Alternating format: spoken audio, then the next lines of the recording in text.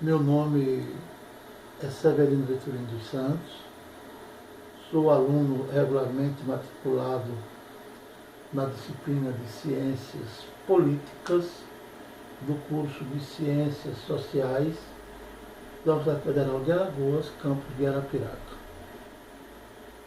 Nesta oportunidade, tenho como missão analisar a obra de Raimundo Faoro, intitulada Os Donos do Poder, que para muitos é considerada uma das mais importantes para o estudo e a formação da política no Brasil. O autor, no livro, inicialmente aborda a formação política do Estado português durante os séculos XIV e XV, tentando religar os acontecimentos passados para montar uma genealogia.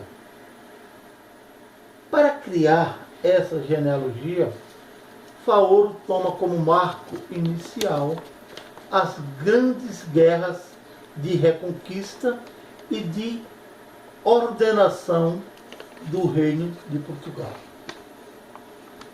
juntamente com o projeto de expansão de seu império ultramarino, para elaborar o conceito fundamental em sua análise do Estado patrimonial. Para Faoro elaborar esse conceito de Estado patrimonial, ele criou duas ideias. A primeira, a existência de um Estado patrimonial caracterizado pelo centralismo e pelo poder pessoal do rei. Quando o autor diz que os reis portugueses governavam o reino como a própria casa, não distinguindo o tesouro do patrimônio público. Seu poder assentava no patrimônio e em torno desse gravitava ele próprio, seus súditos e os interesses públicos da nação. A segunda ideia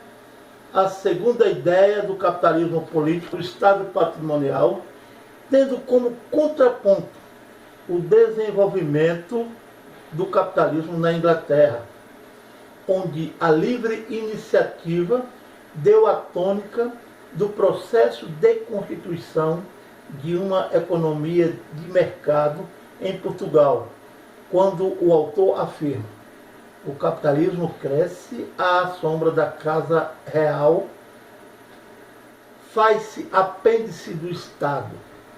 A economia racional, entregue às próprias leis, com calculabilidade das operações, é frustrada no nascedor.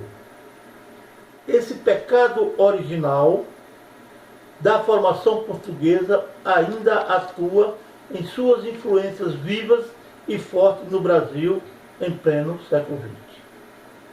A partir da construção dessas duas teses de patrimonialismo como moeda corrente da economia política do poder central, Faoro apresenta a formação de um Estado também no Brasil, já comprometido com as suas heranças e tradições, sustentando desde o seu momento de fundação sobre uma especulação da existência de um Estado barroco, como ele próprio diz em sua obra.